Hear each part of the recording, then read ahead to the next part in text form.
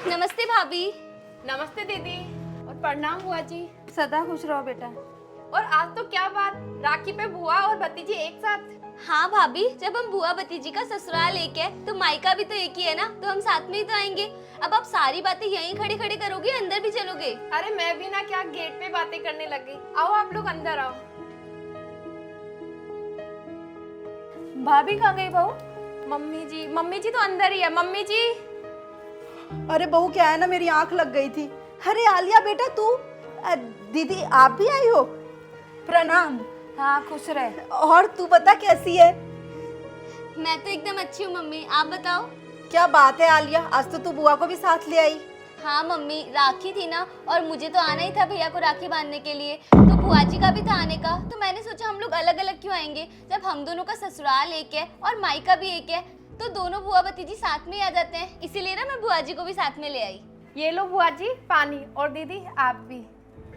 और दीदी आपने बहुत अच्छा किया कि आप बुआ जी को भी अपने साथ ले आए। अरे हाँ बेटा, तुझे तो हमारा यहाँ आना अच्छा ही लगता है, लेकिन तू ये बता अभी अपने भाई को राखी बांधने नहीं गई तू? मैंने सोचा आप लोग आ रहे हो तो आप लोगों से मिलके और फिर ही जाऊं, तो अभी थोड़ी देर में बस चली जाऊंगी। बहू तू एक काम कर, जाके ना सबके लिए चाय बना ले। और दीदी आप बैठो, मुझे ना आलिया से कुछ काम है तो मैं आती हूँ थोड़ी देर में। चल तू। मेरी भाभी तो ना सच में बहुत ही अच्छी है। माँ के मरने के बाद कभी मुझे माँ की कमी महसूस नहीं होने देती, और दोनों माँ बेटी आज कितने दिनों के बाद मिलेगी।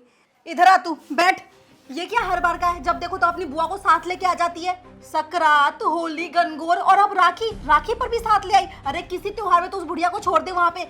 हे भगवान, मम्मी आपकी प्रॉब्लम क्या है? जब देखो तब यही नाटक। किसी भी फेस्टिवल पे अगर बुआ जी मेरे साथ आ जाती है तो आप मुझे डांटना चालू कर देते हो। अरे आपने बुआ जी की फैमिली में मेरी शादी करवाई है, हम दोनों का ससुराल एक है, तो अगर यहाँ कुछ काम होगा तो हम दोनों साथ में ही आएंगे ना। आप हमेशा चिड़चिड़ क्यों करते रहते हो?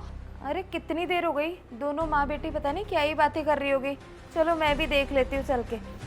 बस मुझसे ना अपने जीवन में एक ही गलती हुई है कि मैं तुझे ना उसके घर में ही शादी करवा दी। अगर मैं तेरा शादी वहाँ नहीं करवाती ना तो तू जब भी आती अकेले आती, उस झमेला को साथ में बांध के नहीं लेके आती। अब तू जब भी आती है उसको ले ही आती है, चाहे मैं तुझे कितना भी क्यों ना सुना लूं। तुझे तो लगता है ये तेरा घर है तो ये उसका भी घर है। अरे तेरे माँ बाप जिंदा है इसलिए ये तेरा घर है, उसके माँ बाप मर चुके हैं तो अब उसका ना इस घर में कोई भी हक नहीं है। देख अब जो हुआ सो हुआ आलिया, मैं तुझे ना आखिरी बार समझा रही हूँ, अब जब भी आएगी ना तू अकेली आएगी, उसको अपने साथ लेके बिल्कुल नहीं आएगी। वाह मम्मी, क्या बात है, क्या बात बोली है आपने। थोड़ा सोचा तो करो आप बोलने से पहले। लेकिन कोई ना, अब आपकी यही सोच है तो मैं क्या ही कह सकती हूँ। बस आपका ये कहना है ना कि अगर दादाजी और दादी जी नहीं रहे तो बुआ अब इस घर में नहीं आ सकती,